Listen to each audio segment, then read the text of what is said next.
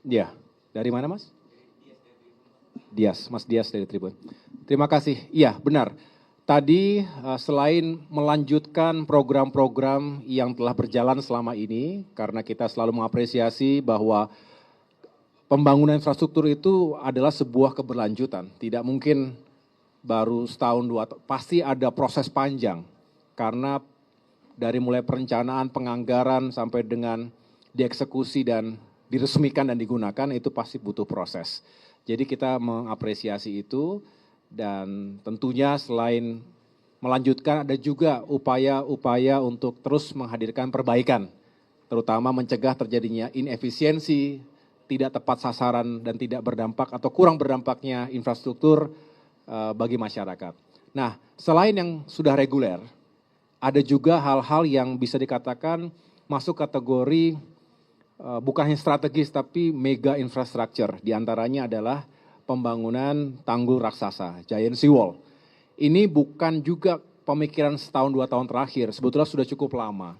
Dan kita sedang meneliti lebih lanjut, membuka dokumen-dokumen yang telah ada sebelumnya termasuk FS, Feasibility Studies, yang dilakukan di tahun atau era sebelumnya, untuk kembali mempelajari apakah memang masih relevan atau ada hal-hal yang perlu terus kita update dan perbaiki. Saya rasa ada di sana-sini, tetapi pada prinsipnya adalah seperti yang diarahkan oleh Bapak Presiden Prabowo Subianto juga, bahwa memang kita fokus utamanya di pantai utara Jakarta.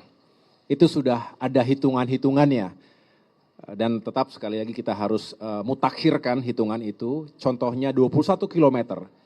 Kita harapkan bisa selain diperkuat tanggul, dilanjutkan dan dituntaskan pembuatan tanggul pantainya, pada saatnya setelah kita mencoba untuk mengurangi dampak land subsidence akibat disedotnya air dalam tanah secara berlebihan oleh jutaan penduduk Jakarta saat ini, suplai air bersih, air minum dari Jatiluhur, dari Karian, termasuk juga kita upayakan normalisasi 13 sungai yang di Jakarta itu, jadi semuanya diperbaiki, sewerage sistemnya juga diperbaiki, sehingga pada saatnya ketika memang benar-benar sudah harus dibangun tanggul raksasa, open sea dikes itu, ini juga sudah dibereskan masalah-masalah lainnya, sehingga tidak menimbulkan masalah baru.